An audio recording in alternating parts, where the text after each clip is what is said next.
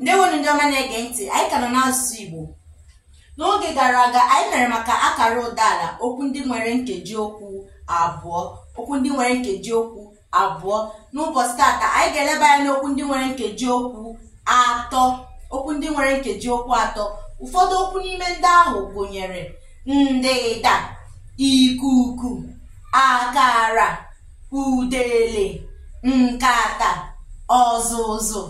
Ndịda, ikuku, akara, udele, nkata, ọzụzụ.